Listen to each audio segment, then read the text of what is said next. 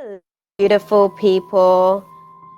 Welcome to another Tools for Using Tools segment. Today, we're going to be discussing more rather how to build a personal relationship with your higher self to aid you in your healing. This topic may not necessarily be for everyone.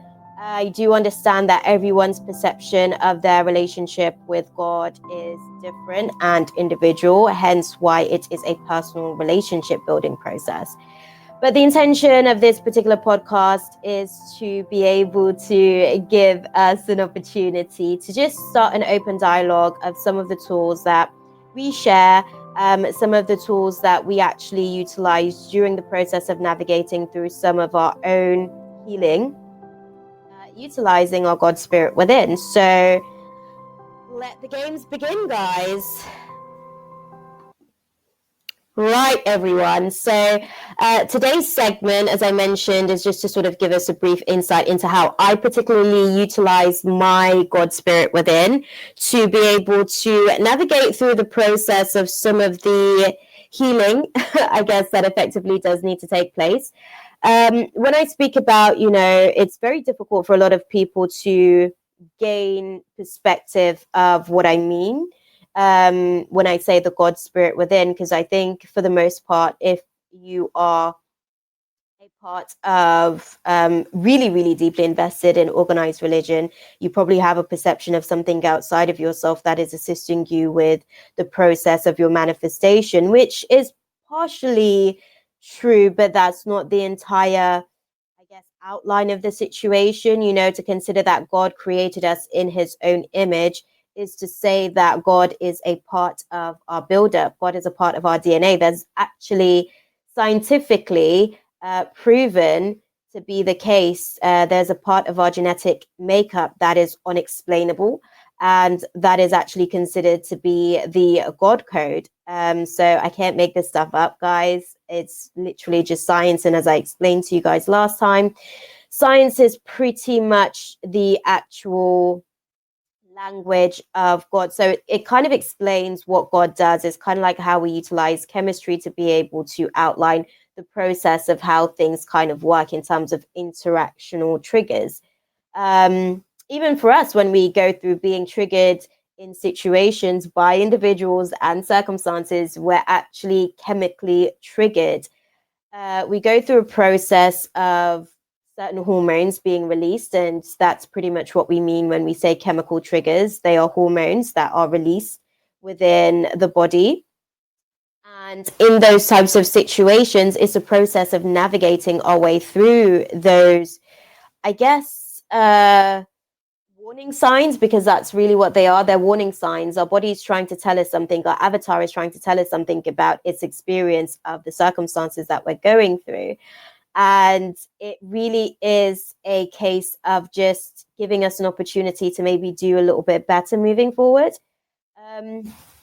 So for me personally, I have it's a bittersweet relationship with God, I won't lie. I'm not going to sit here and pretend to be a saint, because that's not the case. I too am human, and I too do have a human ego. And sometimes my ego flares up. Sometimes my ego is living in a place of inadequacy. Sometimes God is proclaiming all of these great and grand desires for us, and we are at a disbelief because we don't feel like we're worthy half the time of some of the things that God wants to give to us. So instead, we cling tight to the things that we are currently holding on to, the circumstances we're currently holding on to, because a part of us doesn't feel worthy of the things that God has in store. And we kind of have to take an opportunity to address that shadow. We need to understand why that shadow has that particular perspective, and why that shadow is, impacting our ability to live in faith of the things that God have proclaimed over us. And it does give us an opportunity to then subsequently act accordingly, not just for ourselves, but also for the people around us. Because for the most part, when God is trying to give something to us, when we have a process of delays, I guess, in terms of the manifesting process, it's also because there are other individuals that needs to be considered as we navigate through the process of that. So they need to be able to live in their God spirit as well. They need to be able to live in their own faith as well. And sometimes when things are delayed, God is saying, you need to hold on. Your teammate isn't necessarily where you are. They're trying to sort of not necessarily catch up to you vibrationally, but they may be at a different vibration in terms of their journey based on what they're experiencing and how well they are navigating through some of the shadows that may transpire for them. A lot of the times we will plead the fifth and just, living ignorance and impatience to the fact that, the other individual still has their work that they need to do. And it's completely understandable. I do it myself, have done it myself, probably will continue to do it myself because, like I said, I'm not perfect and no such thing exists, but it's really an opportunity for us to be able to have an open dialogue about some of the things that we may have felt is necessary for our own personal growth and evolution. So one of the things that I did sort of take down from my notes coming into this space is the fact that there are entities that are lurking, spirits, if you will, that are lurking. And I mentioned to you guys during the last, session that we're not here fighting against each other as far as physical beings. We're here fighting against spirits that we all carry within each other. And it's a case of us taking an opportunity to identify some of those spirits. And the only way to be able to identify a lot of the spirits that do show up for an individual is to be emotionally intelligent enough to be able to read between the lines. Because when people are living in their shadow elements of themselves, when they're living in their demons, they are basically at a place where they are guarded. They are basically at a place where they are defensive. It's like our primal instincts. It's like when we go into survival mode. It's when we are navigating through a situation utilizing the perspective of fear. So we're not necessarily navigating through the process with faith and unconditional love. We are more or less creating from a place of fearing that we may not necessarily get the intended outcome that we intend to sire. And sometimes naturally that will trigger a survival mode defense mechanism to come into place. And we grow impatient as a result because a part of us just wants to get to the outcome, forgetting that the outcome is a byproduct of the work that is put in. And first, we have to navigate through some of these entities, through some of these spirits that have been given dominion over the earth to be able to assist us in our evolution. And rather than us looking at it like, these spirits are, I'm not going to lie, there are a lot of negative forces within these spirits, but beneath that negativity, it's unconditional love because God has sent that entity to you. God has allowed for that entity to be a part of your auric field and experience of yourself so that you can then make the conscious choice whether or not you actually want to be able to go into contracts with that entity. And a lot of the times when we go into contracts with entities, we plead the fifth, this happened to me because of their doing. This happened to me because they won't do this. And this happened to me because they won't grow up. And it's like, maybe you're not as grown or as mature as you thought. If that is the way that you're looking at the situation, if that is the way that you're looking at it, maybe you're not as mature to be able to receive that which you intend to sire just yet, which is why God is giving you an opportunity to grow, evolve, mature, so that you can actually be of a vibration that will be able to receive that blessing over your life. Now, again, I just want to touch in on one particular thing. When I say that these entities have dominion over the earth, it doesn't mean that they have dominion over you. It simply means that they are options for you to choose from. You can choose to listen to the entity of anxiety that is going to tell you that, oh my God, this is too big of a dream for me to achieve. Oh my God, this is too big of an emotion for me to process. Because newsflash, guys, demons and entities don't actually know how to process emotions. That is like their thing. Whenever you feel yourself being shut down, whenever you feel yourself sort of going into a place of numbness, the reality is you're going into a contract with an entity that is somewhat working towards protecting you from whatever it is that you are finding a challenge in facing. But in doing so, what happens is that if you sit in the place of the numbness for too long, eventually you will get to a place where the entity starts to manifest through you as physical ailments within the body.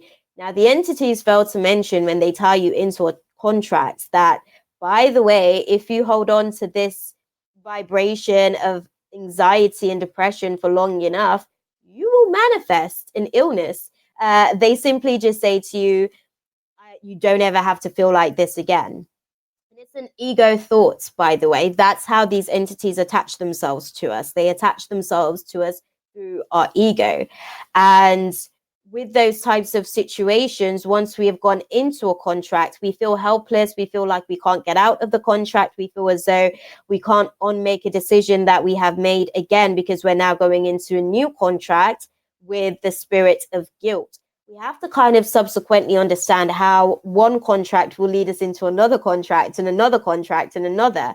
But we have to first understand the process of our circuit board mentally. What pattern, what wave frequencies are we navigating through that lead us to the decisions that we make in life as a result of the circumstances that we are dealing with in life?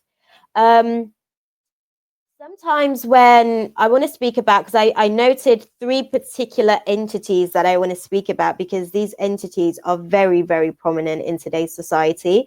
And I feel like those are entities that we are losing lives to, we are losing vessels to. And I think that if I'm going to speak on anything in terms of a healing process, these are the three significant entities and vibrational reflections of spirits that should be acknowledged, you know.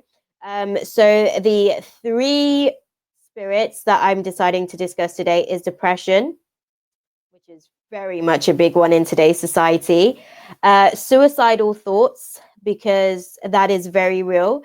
It's to the point where some of those entities take out vessels before, I'm not going to say before it's their time, but before they get an opportunity to actually believe in themselves enough to navigate through whatever it is they're going through.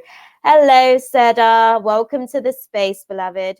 And the final entity that I want to speak on is anxiety, because this is one of those vibrations that literally holds onto vessels to the point where we go into contracts of panic attack. And that is, again, another way that these entities will manifest as physical ailments. So when we are dealing with anxiety, if it isn't processed, we then find ourselves in a situation where we're dealing with actual panic attacks.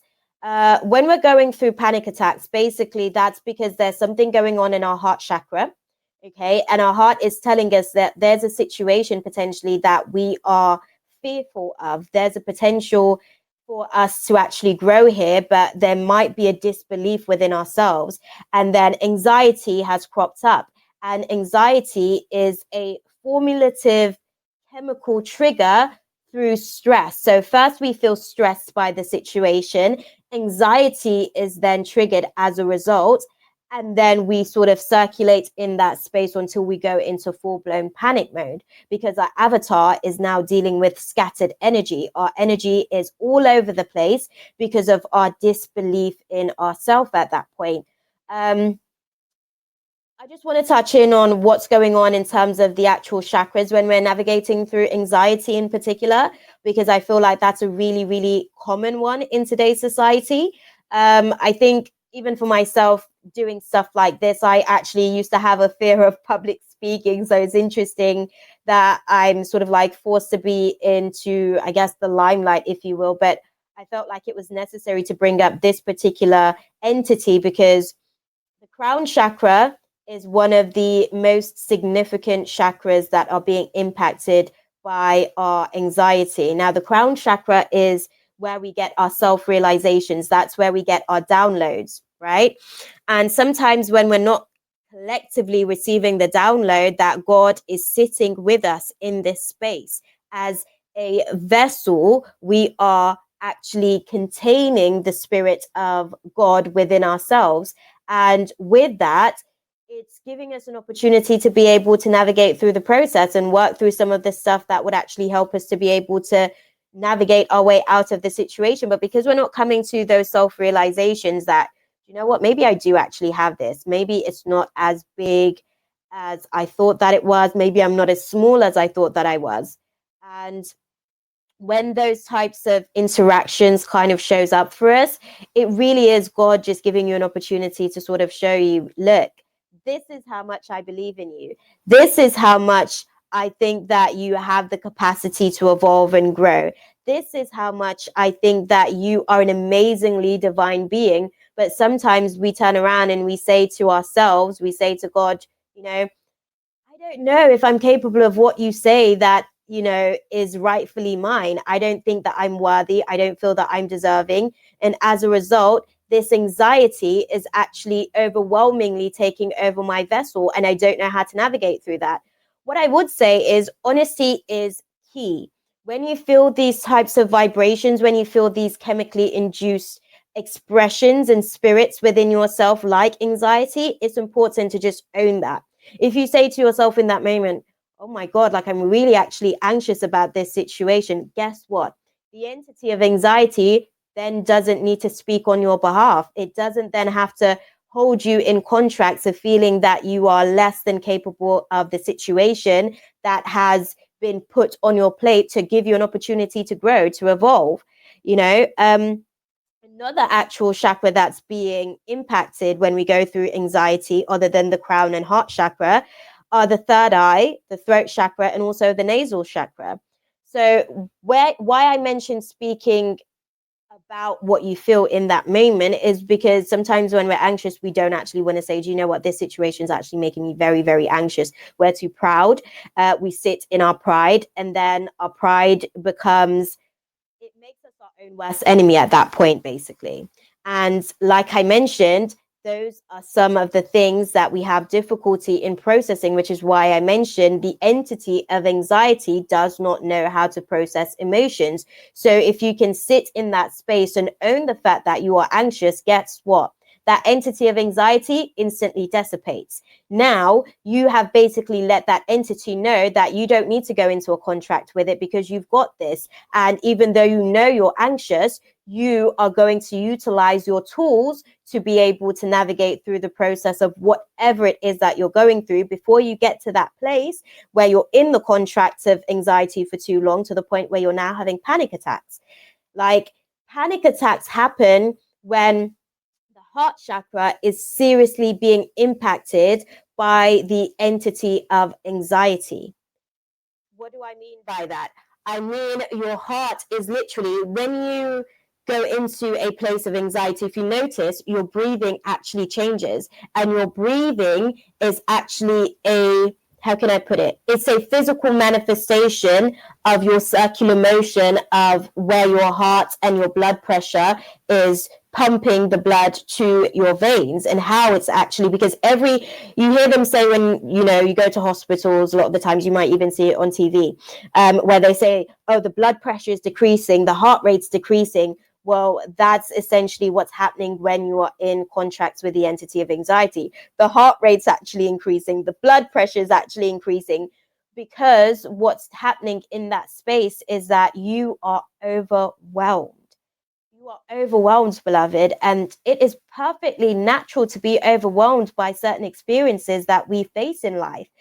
Why? Because we're only human. It's natural for us to feel like something is really big and out of our control. And that's what anxiety shows up to tell us. But if we can take an opportunity to sit with anxiety and understand, okay, why am I anxious about this situation actually? What part of myself is actually feeling as though it needs to be in fear of this situation? Because that's what these low vibrational entities are. They are conditions of our light, conditions of our God spirit within ourselves, our good over darkness spirit within ourselves. And with those types of shadows, they are literally just trying to give us an opportunity to grow and evolve. But guess what? If we sit in them and we don't acknowledge the fact that they're here, and we try to, just deflect rather than actually accept and integrate that into our light of unconditional love, then we do ourselves a disservice and the entity continues to feed off us. And then when you find yourself in a similar situation, you are triggered all over again and you're back to feeding the entity of anxiety rather than feeding your light of unconditional love, which is what God is, basically showing you when you are put in certain situations to trigger your anxiety, to show you, do you know what, beloved, this is how much I love you. This is how much I believe in you. This is how much I see the capacity of your growth to be. There is unlimited potential for you. You just have to first be able to be open to actually accepting that to be your truth and be willing to navigate through the process with God so that God can actually show you why, God thinks that highly of you. And I'm trying to refrain from using the I guess the gender role basis on God of he, because I believe it is divine masculine and feminine. It's an energy form. It's a source of energy. The masculine energy is the energy of doing, and the feminine energy is the energy of feeling. And when we think about emotions, it's energy in motion, emotion. So it's almost like I had a conversation today with someone, not the easiest conversation, I might add, but it was a conversation of just understanding that your emotions, your feelings are magnetic and your thoughts are electric. So even if you are having some positive thoughts, that's amazing, beloved. That's great work. That is a step in the right direction. But guess what?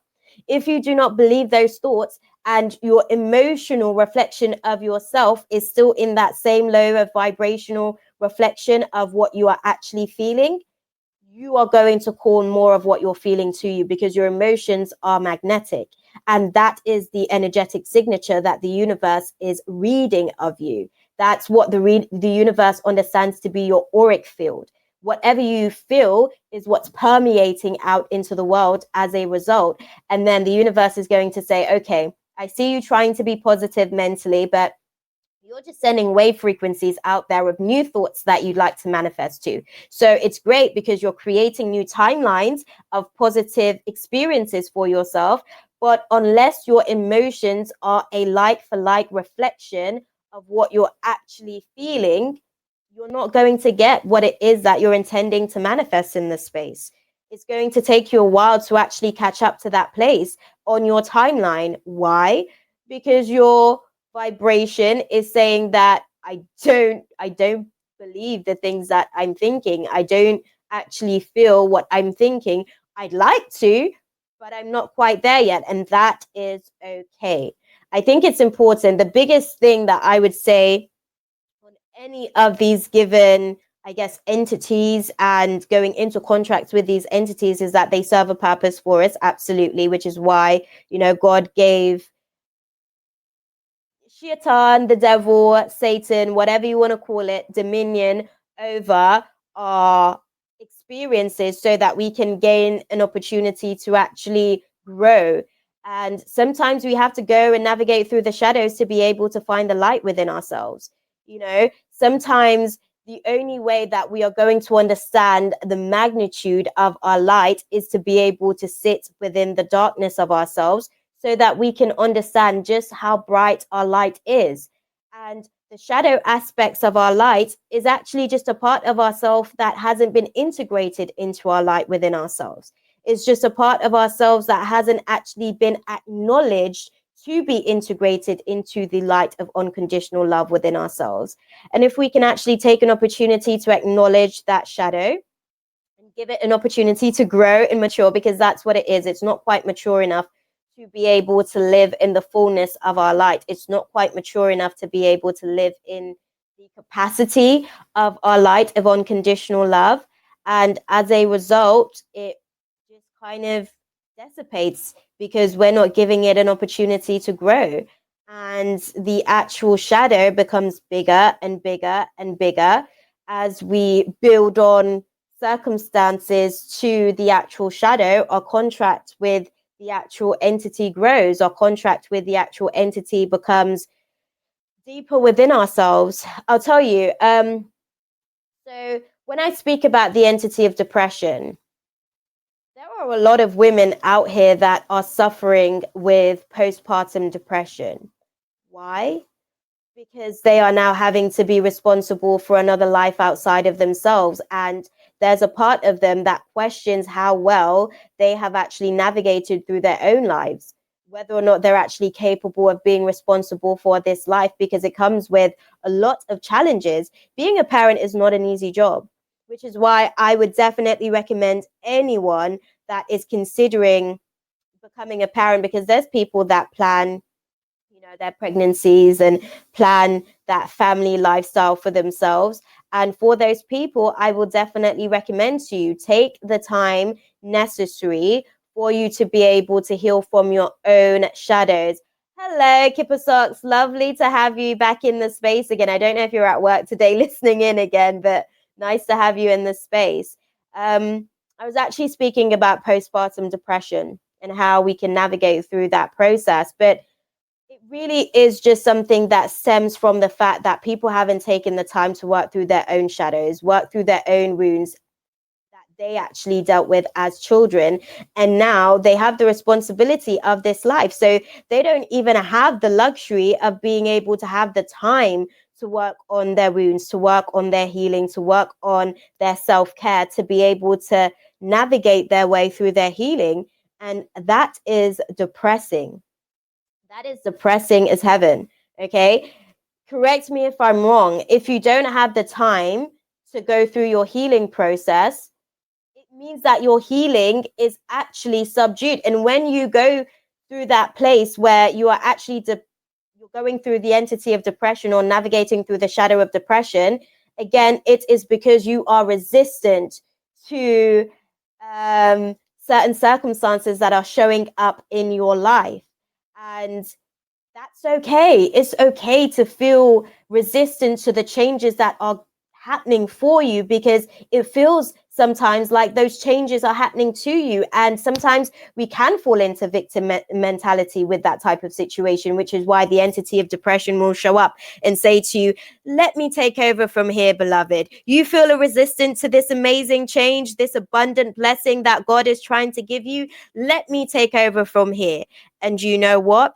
When you find yourself going into contracts with the entity of depression, the spirit of depression, you may find yourself lost in it so far deep. I see people go through depression for years and they never actually make their way out. Not because they're not capable, but because there is a part of them that isn't willing, they're reluctant to let go of that spirit of the victim mentality. They just want to keep telling themselves the story that things are happening to them, not for them. They don't want to take an opportunity to maybe shift their perspective and actually look at it through a different lens. And that brings me back to what I mentioned earlier with emotions being magnetic and thoughts being electric.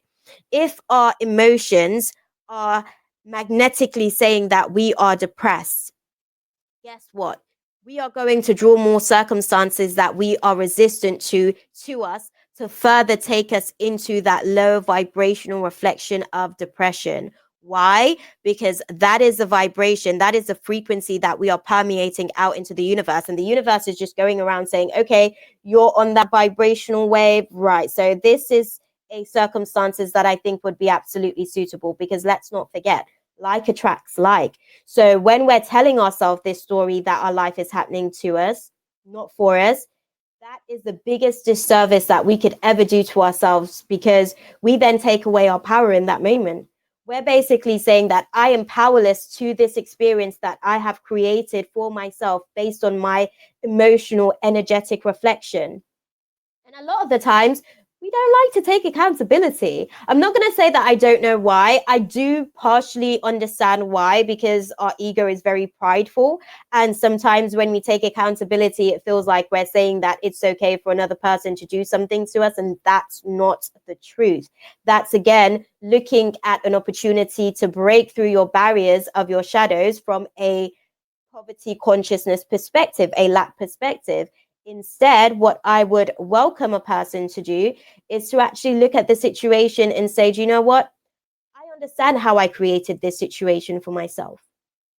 And by being able to gain perspective and gain some self-realization on this, I know that I'm not going to make the same mistakes again. Why? Because it was a mistake. A mistake is only applicable to the circumstances that you're dealing with if you've actually grown from it, if you've learned something from it, if you've evolved from it. If you're doing the same thing, continuing to perpetuate the cycle on this hamster wheel, guess what? It's not a mistake. It's a pattern. It's a cycle. And it's a cycle that you are feeding.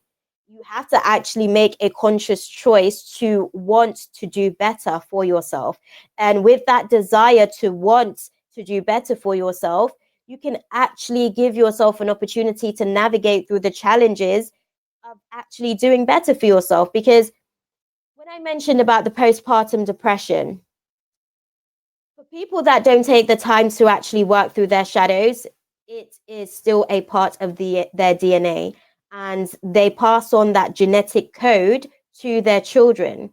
Once they pass on that genetic code to their children are then subsequently dealing with the same vibrations. Their children are now having to learn how to navigate through it. If you do not learn how to navigate through your shadow of depression, guess what? Your child would get eaten alive by depression. The entity of depression will continue to sit with your child and not want to let go. Why? Because children are some of the brightest lights that spirit can ever give to us, because they come in here as sponges. They're so open, and all they have is unconditional love.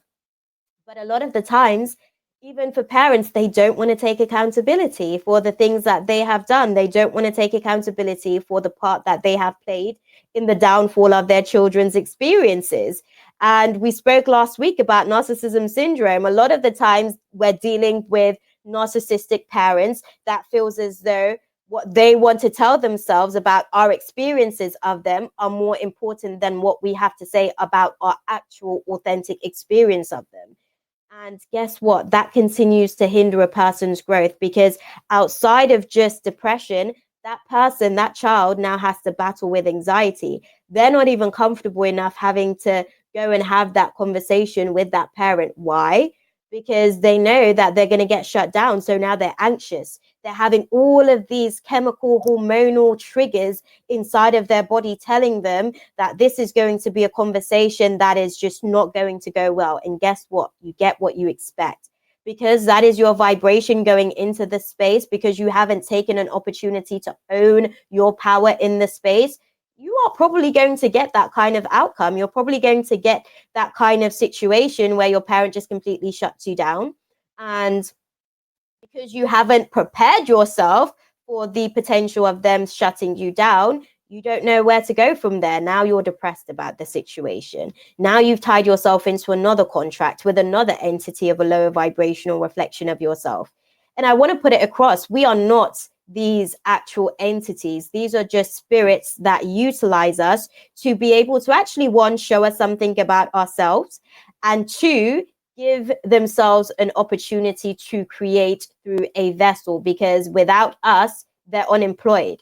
But so many of us continue to employ these low vibrational entities rather than giving ourselves an opportunity to employ our angels, giving ourselves an opportunity to employ our guides that are actually navigating with us through the process to say, do you know what, you've got this. Instead, we discredit what our guides have to say and we say, no, I don't have this.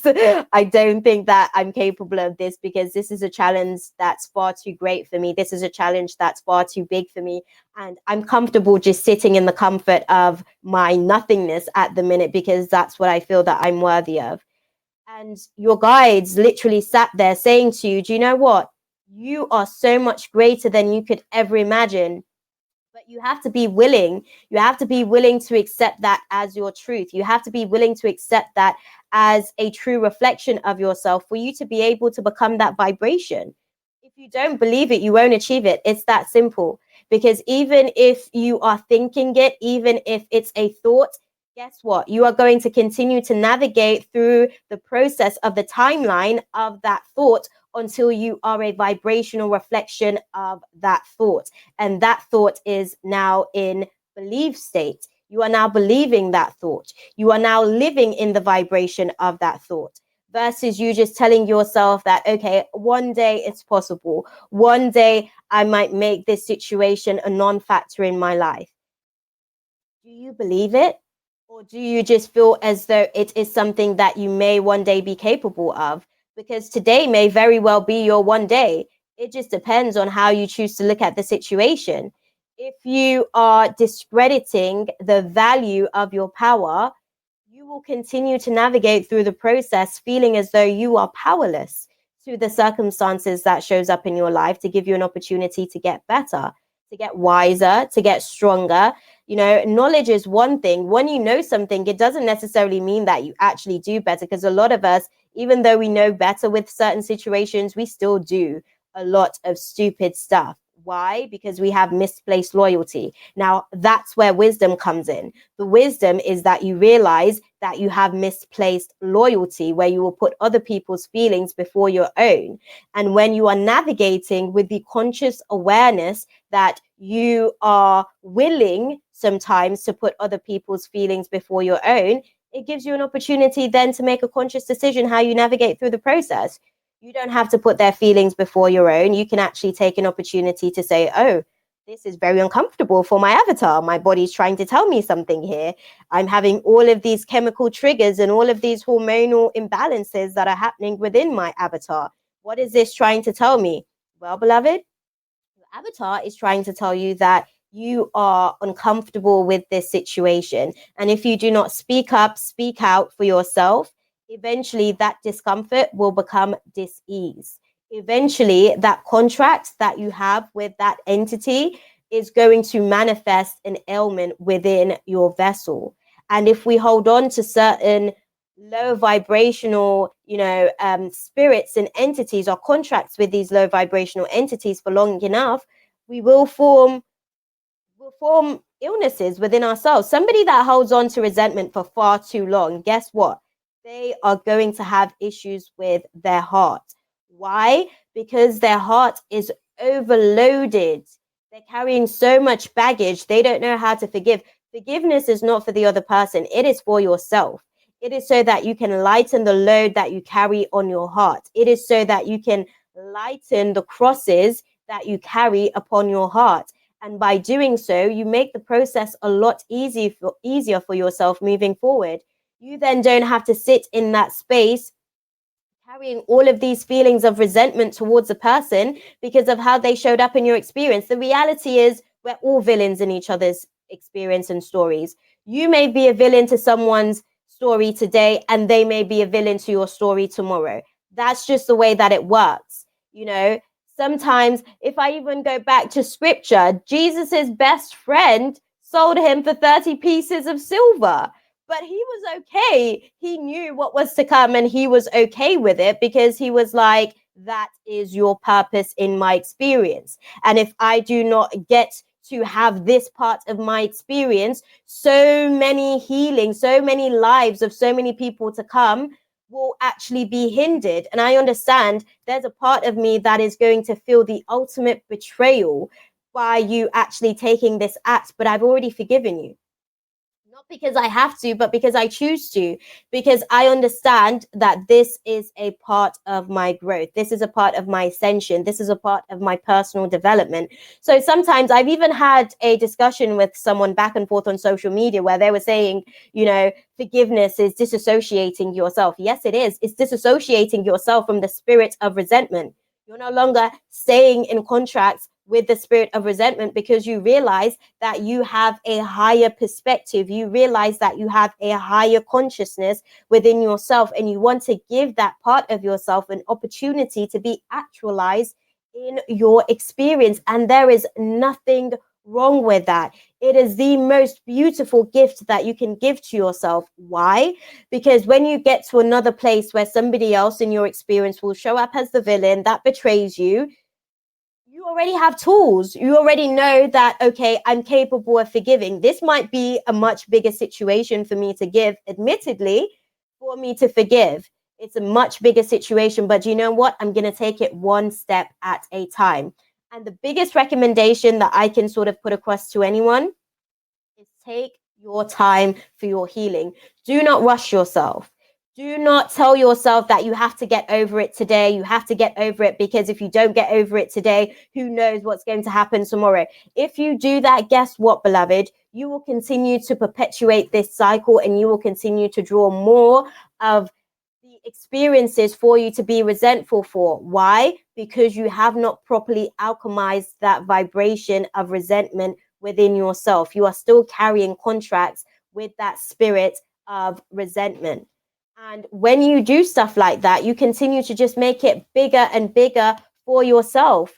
You know, the best way that I can explain it is, even if you are consciously willing, because forgiveness works in two parts, right?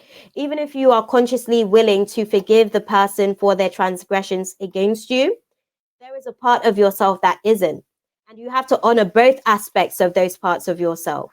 Because the part of yourself that is willing to is your higher self. That is your God spirit within you. That is your good over darkness spirit within you that knows that there is better to come for you if you're able to forgive this person.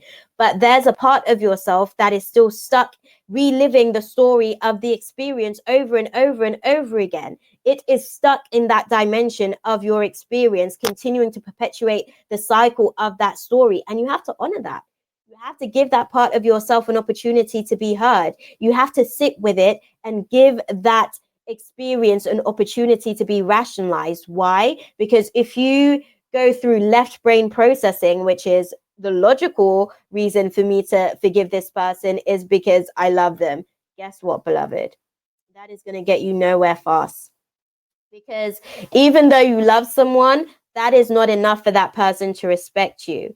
And that is not enough for you to be able to treat yourself with respect in that space, especially if you're somebody that has a tendency to navigate through patterns of misplaced loyalty where the other person's feelings are more important than yours. What you can do for yourself in that situation is give yourself an opportunity to learn how to set effective boundaries in place for yourself so that the spirit of resentment doesn't need to speak on your behalf. Okay, you did this to me. This is how, when you did this, this is how it made me feel.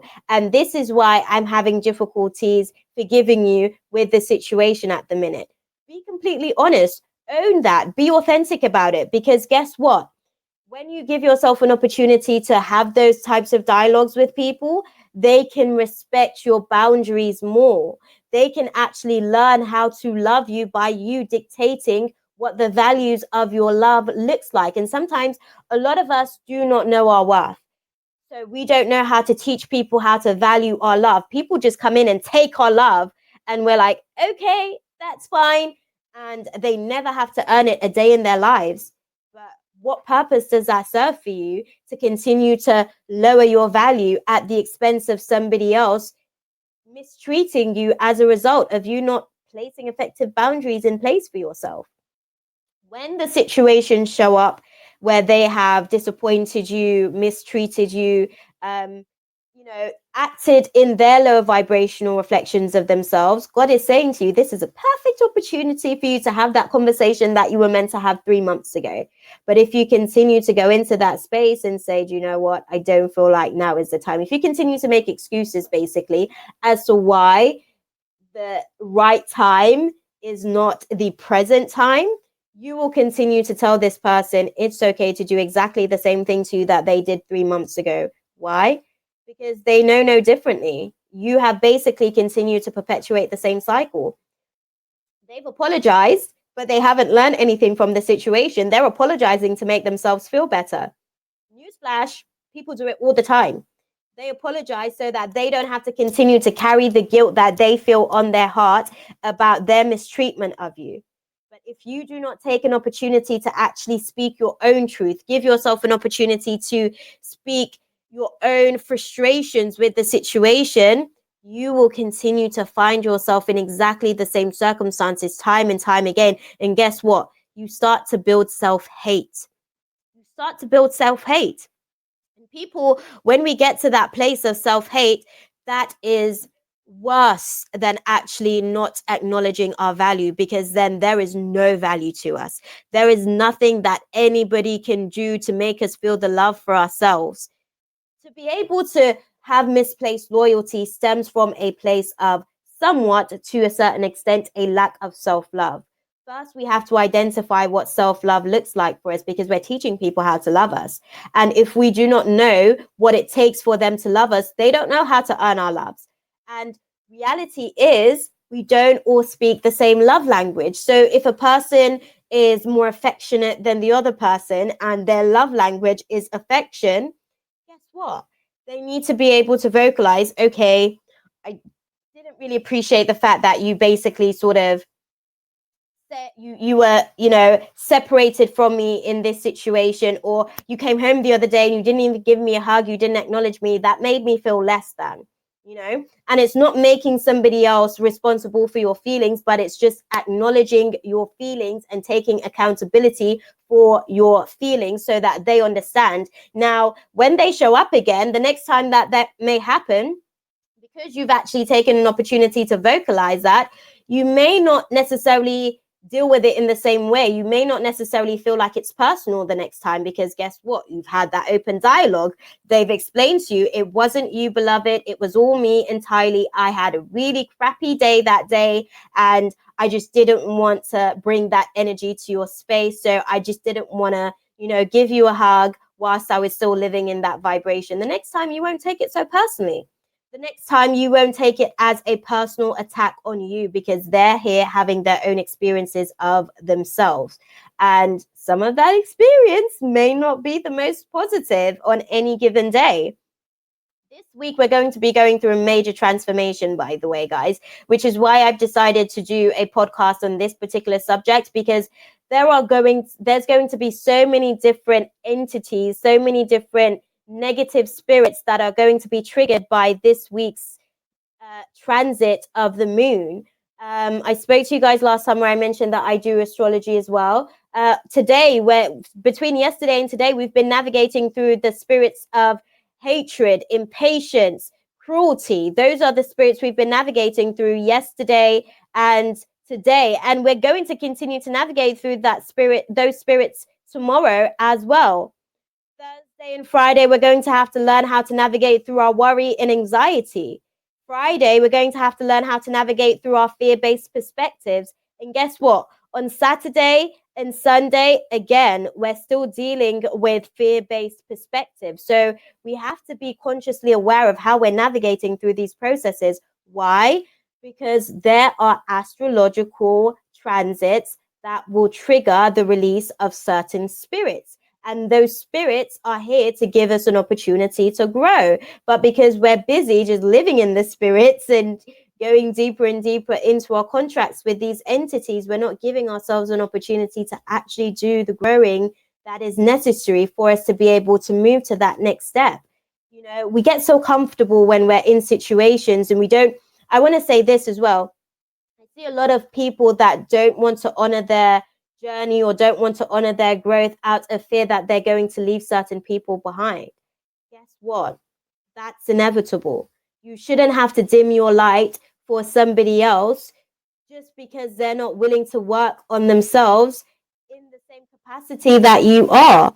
It simply means that maybe, just maybe, if they are willing to actually do the work, eventually your timelines may emerge again. You guys may come back into each other's lives when the astrological alignments have made it perfectly so. Things have to be perfectly aligned. When people say perfect timing, that is literally what is being referred to. Astrologically, we have gotten to a place where the alignment is absolutely divine. God is saying to us, okay, now is the time for you to receive your blessings, versus, okay, I'm going to need you to navigate through this test first so that you can navigate through this tunnel to get to the end of this. If you can get to the end of this tunnel, there's the light that you've been waiting for. That's your blessing, And first, you kind of have to go through some of these vibrations first. First, you have to navigate through your anger, your frustration, your fear. And I'll tell you something, even speaking on the spirit of anger. Small people get angry over small things. Big people get angry over big things. So when you find yourself in situations getting angry over the smallest of situations, guess what? Beneath that anger is some sort of hurt. And if you can go to beneath the anger, you can actually see what the anger is trying to tell you. Because a lot of the times when we're living in these shadows, when we're living in these low vibrational reflections of ourselves, those entities are going to speak our truth. So whatever you say when you're angry, that may actually be the honest truth of how you feel about the person that you're projecting your anger at. Sometimes that may not be how you feel about them all the times, but for the most part, you may feel about that. You may feel like that towards the person sometimes, and that's okay. But if you can take an opportunity to actually have that conversation when you feel that way about the person, guess what? The spirit of anger does not then need to speak on your behalf, because you've already taken the opportunity to have that conversation. You've already shown up for yourself. You've already bossed up for yourself, and you've already matured enough to be able to have a mature conversation about the situation. Doesn't even matter if the person that you're speaking to isn't mature enough to, handle the conversation that you're actually bringing to the table.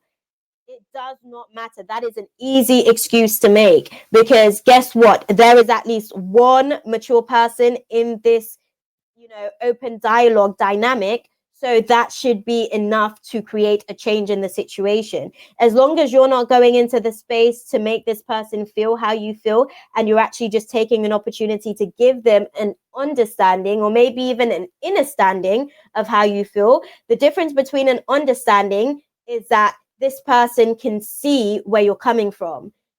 With an understanding, this person can actually empathize with where you are coming from based on how you're able to paint a picture for them. So if you're not a great artist, you can't then blame that person and say, oh, they were just immature and it made it difficult for us to have the conversation. That is a half truth.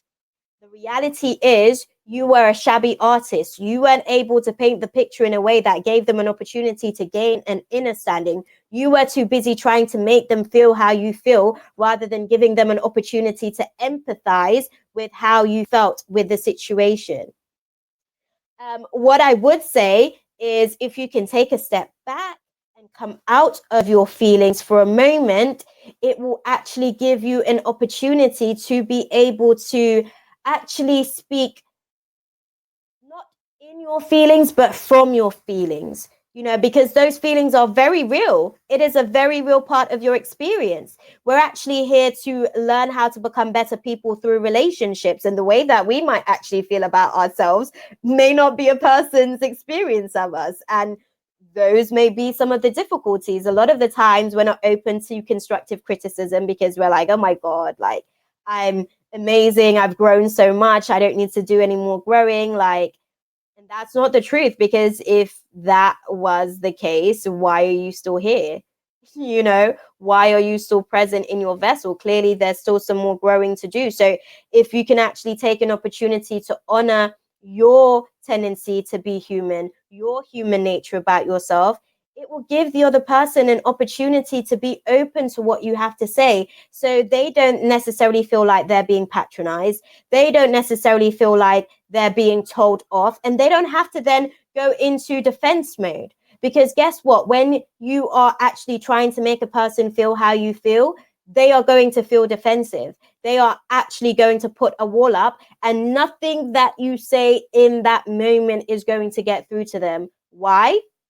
Because you are busy trying to make them feel how you feel, not give them an understanding and understanding of how you feel, so that they can actually empathize with what you are actually trying to give them an opportunity to see, because they can't see your experience from your lenses. All you can do is paint a picture for a person. And if you are a credible enough artist, you can paint the most amazing picture for a person, to the point where they can really actually empathize with what you are going through.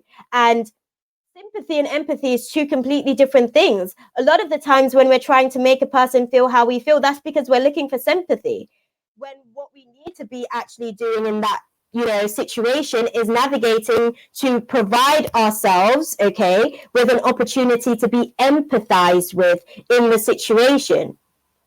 Sympathy is another, I won't say it's a low vibrational reflection, but sometimes sympathy can be detriment to a person's interaction with the other person, because if the person isn't sympathizing with them in another experience, yet again, they go back to telling the same poverty consciousness story that it's all the other person and they are the reason why this isn't a factor for me, and everything all of a sudden becomes everybody else's fault. And that's not entirely the truth, because you are now powerless to your own experience that you have created, beloved.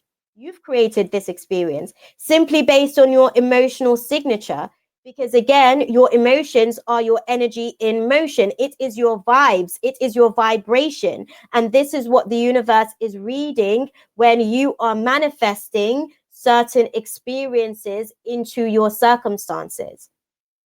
So I say all that to say, guys, give yourselves an opportunity to be able to speak your truth without needing to express your truth from these low vibrational entities or reflections of yourself.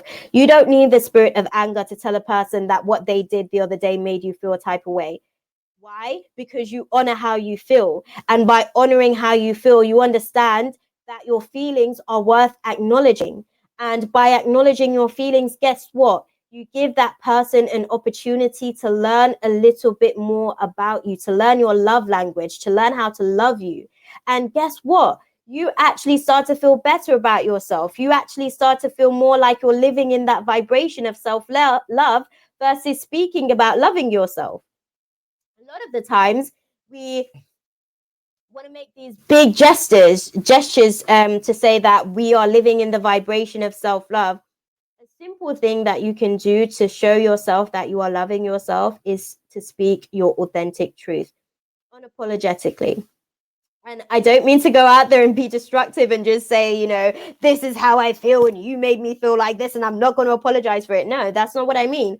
What I'm saying is you have to be able to know that even if that is your experience of someone in your life, that may not be the way that they perceive the situation. But you don't have to apologize for how you feel towards them, because that was your experience of them. And like I said, how we experience ourselves may not be how other people experience us, which is why we're here to learn who we are through relationships as well. If that was the case, we'd all just be on separate islands, just living our own lives by ourselves, because we don't need to have interactions with other people to be able to grow. But the reality is we need those interactions with other people, because they are going to teach us something about ourselves that we were unaware of. Some shadow within ourselves is going to be triggered by our interaction with that person that we were subconsciously unaware of. And by them bringing it up to the conscious mind, that actually gives us an opportunity to be able to heal and transmute that reflection of ourselves. We don't then have to continue to live in that, unawareness of whatever it is that they have brought to surface for us. Now that we're triggered, we can actually say, okay, I'm going to take an opportunity to deal with this or not. Guess what? If you say nah, you're going to be forced to actually continue to be triggered. The universe is because you're holding on to the emotional residue, and that is a part of your genetic buildup, that is now a part of your DNA, and your body remembers the trauma of that experience.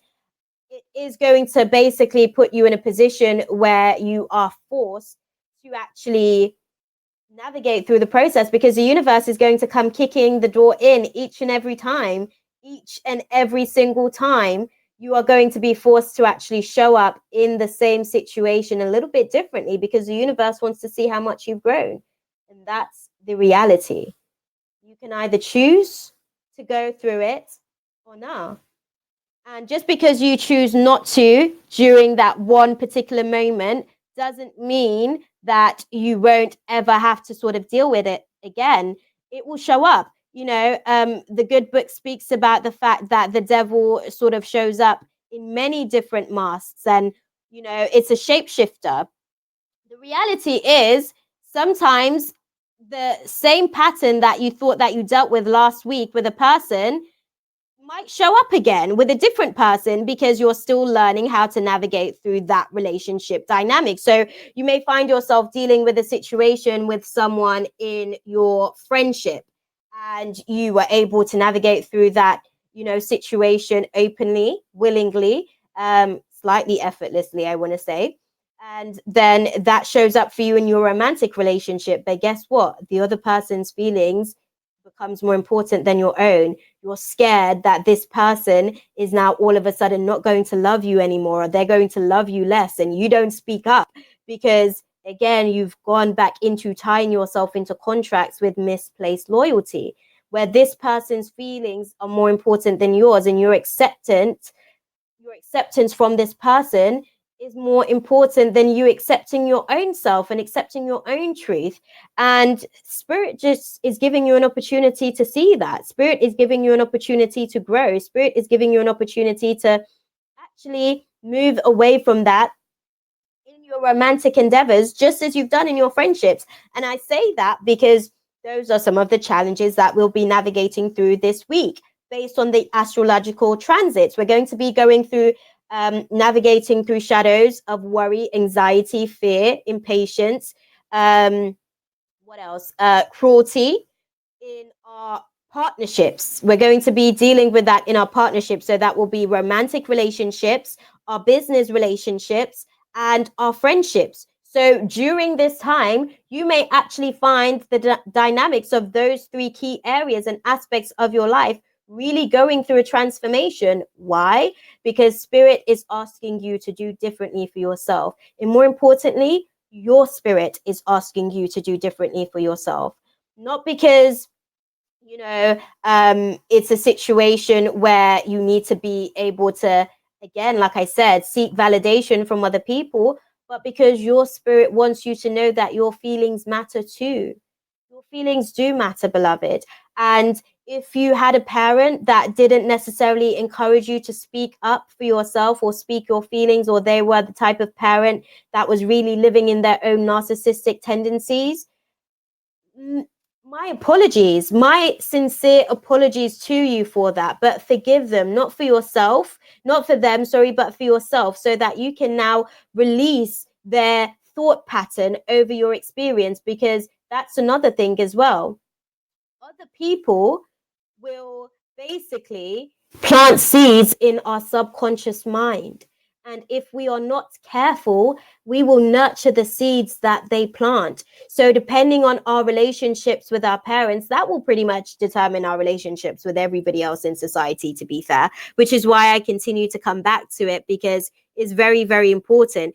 A child that is dealing with a mother who has postpartum depression, guess what? That child is now dealing with a vibration of rejection, and that child will go out into the world constantly feeling rejected by others, constantly feeling like they need to be validated by others, constantly feeling as though who they are is not good enough. Why? Because that parent did not take the necessary time that they needed to be able to honor their own actual journey and honor their own feelings, so that they can actually prepare themselves for parenthood. I see children having children today, and it breaks my heart, because a lot of them don't even know the shadows that they carry within themselves. They don't even know the perils of the shadows that their children are going to face as a subsequent result, because that is their DNA. That is their DNA. Trauma lives within the body, guys, which is why it's important to navigate our way through the shadow, because once we're able to do so, that shadow is no longer a part of our DNA. We have transmuted it. We have integrated it into the light within ourselves. You hear, science talk about junk DNA all the time. No part of your DNA is junk. Can I just say, you were created a divine being. Why they call it junk DNA is because the DNA is not being effectively used and utilized. Those aspects of your DNA are your shadows. They are the shadows that your parents didn't process, that their parents didn't process, their predecessors before them, before them, before them. It goes back a very, very, very long way. And it is a very long trajectory of the healing that has to happen. Some people have more junk DNA than others. Why? Because some people have more shadows of their DNA than others. And by us giving ourselves an opportunity to integrate those shadows into our light, it will actually give ourselves an opportunity to actually feel better about our journey. We don't have to feel so helpless. We don't have to feel so powerless. And equally, the generations after us do not have to continue to be fed to these entities. They do not have to be, continue to be fed to these low vibrational reflections of themselves. Because if you do not disrupt the pattern and break the cycle, guess what? It persists. It persists. And sometimes there are children, you hear them say it all the time, the firstborn child of a particular lineage is actually sold on to a certain entity. Why? Because that is already the child's DNA. That is already the child's genetic buildup. And for some reason or another, it is going to be very difficult for that child to be able to navigate through that. Why? Because that is a part of their junk DNA, what we consider to be junk DNA, which isn't junk at all. It's just shadows of ourselves. It's shadows within our DNA. It's traumas that has not been integrated into the light. And if we don't take the necessary time that we need to heal, unfortunately, we just continue to pass it further and further and further down in our lineage. And then fourth generation is still having to deal with things that the first generation wasn't necessarily taking the time to deal with. And I understand we live in a society that's very, very sensitive, beloveds. Do not get me wrong. You can't say the right thing today in today's society because you have to be very PC about absolutely everything. And I do get that, right? But what I'm saying is it's not what you say. Communication, 80% of communication is not what you say, it is how you say it. So if you can actually take an opportunity to speak from a place of love versus hate or impatience or frustration or anger, you can actually give yourself an opportunity to transcend what you're going through in that space. You can actually give yourself an opportunity to strengthen your relationship with whoever you need to have those difficult conversations with, and strengthen the actual experience for your lineage, because then those that comes after you, they don't have to deal with the same things, because guess what, they already have tools. And because you've already been boss enough to actually have those conversations, your lineage, your family lineage, are actually comfortable to be able to have those discussions. They are open to having those types of dialogues, which mean that those children that will come in the next few generation, they already know, okay, this is a comfortable space. I can have these types of conversations with this family member in particular. Because don't get me wrong, there are going to be some family members or some friendships or some romantic partners that we get into relationships with that will not be willing. They just won't be open to actually having the dialogue, and that's okay as well. But see, that's where you have a decision to make. Am I going to continue to lessen my value and worth and continue to dim my light for this person's growth? Or am I going to just give myself an opportunity to remove myself from this situation? I'm not saying lock yourself off. I'm saying maybe a relationship vacay might be on order. Okay, maybe take some time away from that relationship. Give that person some time to miss you. Give that person an opportunity to understand the value that you bring to their life, so that they can actually take some time to maybe be willing to hear you out. And once they're willing to hear you out, guess what? Now you're going into the space with open hearts. You're going into the space being able to have open dialogue from heart to heart versus ego to ego, mind to mind conversations. Because sometimes we have conversations that the heart needs to be having with each other. We have those conversations mind to mind. And guess what? We get into conflict. We get into arguments. We get into disagreements because egos are clashing with egos, and it becomes a very combative kind of dialogue to have with a person, because nobody nobody is actually navigating through the process of that conversation willing to not be right. All that they are focused on is that my perspective is the right perspective, and because of that, you are doing a disservice to the space that you have been given. If you are willing to not be right and actually be in a position of resolving what is going on, guess what? You will give yourself an opportunity to actually be heard, because now the person doesn't have to be defensive. Why are some people defensive when you go into a space of, going into this conversation about, navigating through it, that you're right? Because maybe your perspective may not be their perspective. And maybe they may not feel that you're right, and they are very much in their own right to feel that way because they're having their own experience, and rightfully so. So even if their experience isn't the same as your experience, and they may feel that what you're saying is wrong, it may be wrong for them, and that is okay, as long as you know that you're going into the situation to resolve the situation, not create more conflicts, not create more tension, not create more contention, and just continue to fight ego with the situation. If you're actually going into the situation to resolve it, if you're going into the situation to diffuse it, if you're going into the situation to put some love where there may be hatred, where there may be impatience, where there may be frustration, you might actually see a change in your relationship dynamics with that person. And I think that that's what we're not really taking an opportunity to do too much in today's society. We're just literally bulldozing through spaces where we are just so adamant that we are right. We're not even taking an opportunity to see that person's perspective. Why else are they defensive? Naturally, because they may be willing to hear us out, but we may not be so willing to hear them out. We may not be so willing to hear their perspective or their point of view, because we are convinced that we're right. And that's the only thing that we're fighting for. We're fighting for being right versus fighting for a conflict resolution. And that is something that we do a lot in today's society. We're not wanting to resolve the conflict. We just want to be right, and it pleases our ego. It's almost like we want to stroke our ego instead of actually diffusing the situation.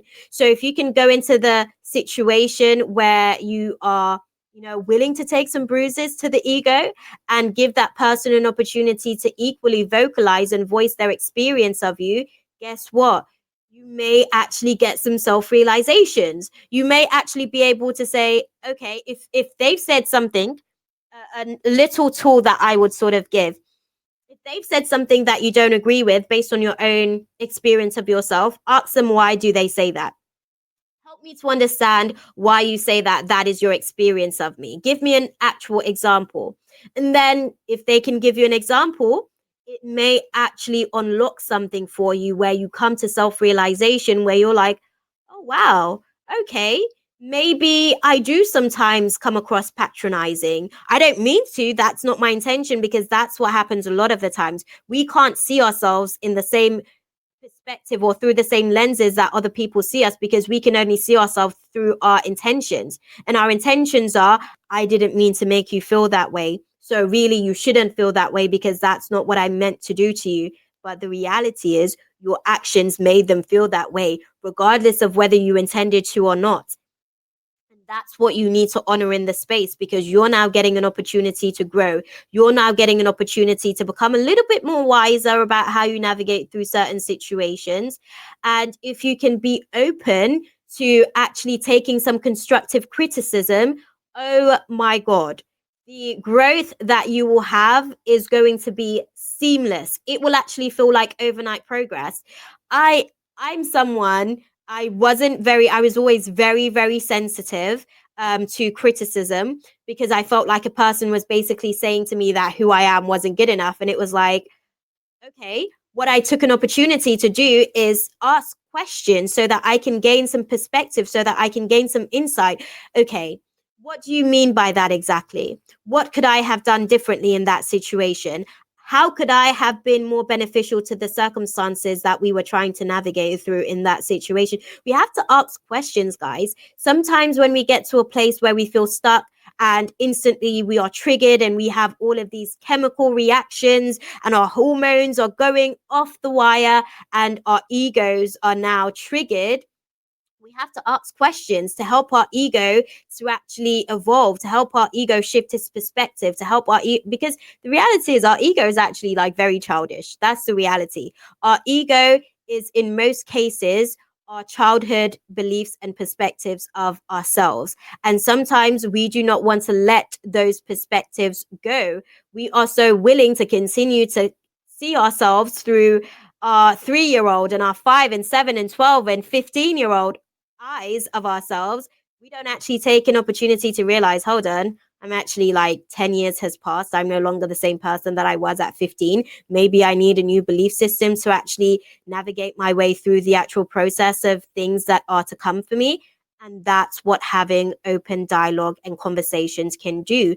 But it's important that you go into those conversations willing to resolve conflict. Sit in your God spirit, sit in your good over darkness spirit within yourself. God, as an acronym to me, again, is just a reflection of your good over darkness, because everybody has darkness. That's the reality. Some has more darkness than others. I will say that, admittedly. But we all have it. It's like the yin and yang, and we need it. I want to like stress this. We need it because, you know, it says God created us in his own image. Again, we are created in the image of unconditional love and conditions of love, which is fear based. So that would be the darker reflections of ourselves, the fear based programs that we navigate through situations from. But if we can navigate through circumstances through our unconditional love perspective, our God self, we can actually give not only ourselves an opportunity to grow and heal, but we can give the people around us an opportunity to grow and heal and transmute their DNA as well. And they can actually do something, because if you bear in mind, within your lineage, it's not just you. There's also other dynamics of your family members, your immediate family, for instance, that may, have their own offspring. And if you guys can be having open dialogue and you are transmuting each other's DNA in the process and alchemizing some of that junk DNA into light code DNA, you hear people talk about DNA activation a lot of times today. And I don't know, how often people take an opportunity to speak about the fact that open dialogue is a way to be able to transmute your DNA. Meditation is a very powerful tool. Yes, it is absolutely powerful, because what meditation does, it clears the noise in your mind. It clears the noise in your subconscious mind so that your voice becomes louder than all the voices of all the people that ever told you that who you were isn't good enough. All those people that, tied you into contracts with their doubts about you, with their mistreatments of you, that left you feeling powerless to the things that they did to you. That's what meditation can do. It can give you an opportunity to connect to your higher self. And some of the times when we're not, frequent meditators, our higher self is like a really, really tiny voice in the back of our mind, because it's covered. It's covered under the shadows of all of these people's perspectives and all of these people's negative talks about us. But when you start to meditate, when you start to me dictate, that's why I call it me dictation. It gives you an opportunity to dictate who you are versus who everybody else has proclaimed you to be, because you don't have to nurture every seed that is planted in your subconscious mind, guys. Sometimes some of those seeds aren't even worth giving energy to. Why? Because it is only going to tie you into contracts of doubt, of inferiority. It's only going to tie you into contracts that other people weren't willing to take on for themselves. So if you have an amazing idea about something, right? You take it to somebody and they have shut you down, guess what? It's nothing to do with you and everything to do with the fact that they do not believe in themselves. So because they do not want to take accountability for their own self-doubt, they're going to project that onto you. And you can either choose to let that doubt become a reality for you, or you can transcend that doubt and tell yourself, no, I do have what it takes. I understand that maybe that person doesn't feel like that's something that they were capable of doing. But guess what? This is something that God has placed upon my heart. So surely, by way of purpose, this is something that I have already done, because time's happening all at once, guys. We just have to go through this whole linear concept of it, second by second, minute by minute, because we have a human avatar that can't experience time all at once. And that's why when we do experience time all at once, it shows up as bipolar disorder or schizophrenia, because we're interacting with different dimensions of time all at once. And it's a lot for the avatar to process. And a lot of the times when people go through spiritual awakenings, they develop psychosis as a result, because their avatar is attuning to so many different dimensions of time all at once, so that they can actually see the reality of who they are, What I will say is that when we are in situations where people are discrediting us, it's actually an opportunity for us to say, do you know what? Even if you feel like that, I appreciate your feedback. Because the reality is, when their when their shadow of doubt shows up in the back of your subconscious mind, you need to be able to talk to that thought, because it is not your thought. It is somebody else's thought that has been planted as a seed in your subconscious mind. Have you ever had that, where you are literally sat in a situation and all of a sudden you are hopeful about what you're going through, and then you hit a brick wall of doubt and you do not know how to navigate through that doubt? Why? Because it was never your doubt. It was somebody else's doubt that they planted in your subconscious mind, but you went into contracts with that doubt. You went into contracts with that entity of their doubt. And now you're finding it difficult to stay motivated. You're finding it difficult to actually continue to navigate through the process in faith and belief in yourself. And that's okay. I want to just put that across. That is okay, beloved. It's okay to be wherever you are on the journey. As long as you can honor where you are, you can give yourself an opportunity to be open to moving forward.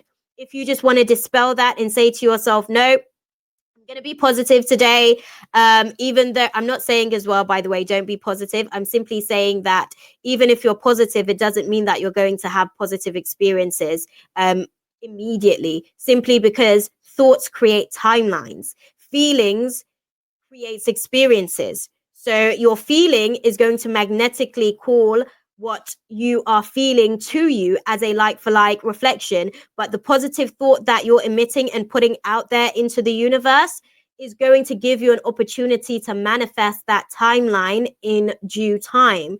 You just have to continue the process. You have to continue believing in yourself. You have to continue to know, even when the obstacles and the challenges show up, continue down your path knowing that it is rightfully yours. Why? Because you've decreed it to be so, and you're not seeking validation from anybody else, and nobody else has to tell you that it's right for you, because your heart has told you that it's right for you. Your heart has actually told you that this is what you need to be doing by way of purpose, because that's what's been placed upon your heart.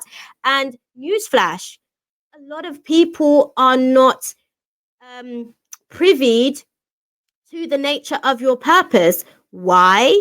Because it is your purpose. And you can try and explain it to them. You can try and make them see what you see. But the reality is, they are not experiencing your avatar, beloved.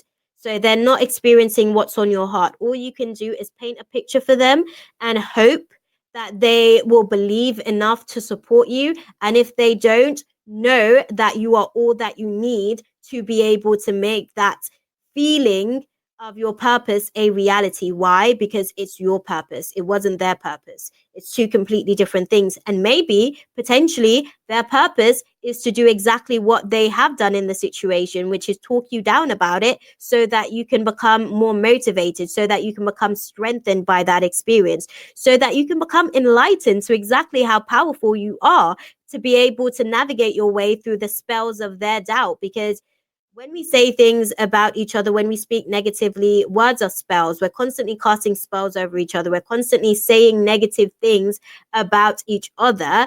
And we're not taking any accountability for the spells that we are creating in other people's experiences. If you want somebody to actually take accountability for the negative things that they say about you, the only thing that I can say to you is do that.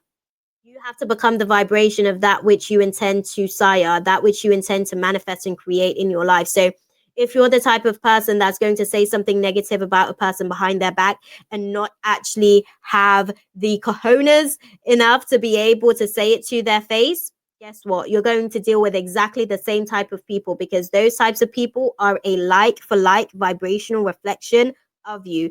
And it isn't until you are actually willing to be able to become the kind of person that you want to experience That's when you'll be able to call those types of vibrations into your experience. That's when you'll be able to call in your soul tribe. That's when you'll be able to call in people that are a like for like vibrational reflection of your divine light. But you have to first be willing to live in your divine light. If you're living in your shadows, you're just going to call in people that are equally living in their shadows as well. And it's only going to make the process a lot more challenging for yourself. But sometimes a little challenge is helpful because it gives us an opportunity to actually see maybe some of the errors that we may be faced with dealing with further down the line, further along the trajectory. And sometimes the actual challenges as well are just giving us an opportunity to prepare for future challenges that will come along the timeline based on the thoughts that we are putting out into the ethernet, based on the thoughts that we are emitting. You know, I think what I would just like to sort of say, as a parting message, seeing as it's like the 5 minute countdown, I guess, towards the end of the show, is just give yourselves an opportunity to be authentically who you are. Honor your shadows, honor your darkness, and also equally honor your light. Integrate those shadows into your light. The only way to do so is to activate your junk DNA and transform it into light code DNA. And the only way to do so is to be able to transmute it. You have to have the open conversations and the open dialogue. Another way to do so is meditation. Meditation actually gives you an opportunity to transmute certain DNA because every cell actually speaks to you. Every cell has a thought. Every cell in your actual avatar has a purpose, and it is trying to let you know what its purpose is. But if your mind is clouded with other people's judgment, with other people's perspectives, with other people's notions of themselves that they either choose to accept or not, you are at the peril of other people's creating over your life, and you are doing a disservice to yourself. So what you can do with meditation is to quiet their noise in your mind and give you an opportunity to connect to your higher self, because your higher self will then be able to tell you, okay, this is what your heart is saying today. This is what your liver is saying today, because every day, every moon transit actually triggers a different emotion. I expressed to you guys that we're going to be going through a lot of different, low vibrational reflections this week to be able to give us an opportunity to transform, because we have a Scorpio new moon on Sunday, and Scorpio is basically the house that gives us an opportunity to transform. We go through death and rebirth. We're going through a rebirth, guys. We're going through a new birthing of the person that we feel at the soul level that we are. And if we can take an opportunity to speak our soul's truth, guess what? Our soul will honor us by activating that genetic DNA. And subsequently, you'll be able to pass on that activated gene to your children and theirs after them. And your lineage will continue to get lighter and lighter and lighter as time continues, because people are taking the recommended time to heal. They're utilizing the tools that they have to be able to navigate through the process of their healing, and they are honoring their journey enough so that they know when they need to heal and transmute something within themselves. Because those voices that you're hearing in your mind, that is like a negative self-talk, that is a part of your DNA. That's a part of your DNA that's saying, I doubt what you're saying. And that's because we have contracts with entities outside of ourselves, other people's thoughts, other people's feelings, other people's judgments over ourselves. And subsequently, that has now become our gene, that has become our genetic makeup. And we have to navigate through those situations for us to be able to become a little bit more consciously aware of how we navigate through the process. But yeah, I hope that that's useful for you guys, because I had like this whole skit of what I wanted to say coming into the space, but I usually just let spirit use me and channel the information that needs to be put across to whoever needed to hear it. And I know there's been like a lot of people that have come in and out of the space. I haven't been deterred by that, because I feel like the people that are here are the people that are genuinely willing to do the work. And it's not to say that the people before aren't necessarily willing to do the work. Maybe they might be scared about what doing the work involves, and that is okay. But What I do want to give us an opportunity to do is understand that we don't have to continue to live in our fears, guys. We can actually take an opportunity to integrate that fear into our light of unconditional love, because fear is only a condition of love. And if we can take an opportunity to integrate it, we will become so much more evolved as a being as a result. Okay, beloveds? I'm gonna love you guys and leave it there, because it's like the 45-second countdown to closing out the space. I hope that that was useful for you guys. Happy Scorpio new moon, happy rebirth, happy transformation. I hope you guys have a phenomenal week navigating through your shadows. And just know that you are worthy, beloved, not because anybody else says that you are, but because your God spirit, your good over darkness spirit within yourself says that you are worthy. Okay, I'm going to love you guys and leave it there for you guys. That has been another awesome show for us today. I hope that everybody has been able to utilize the information as effectively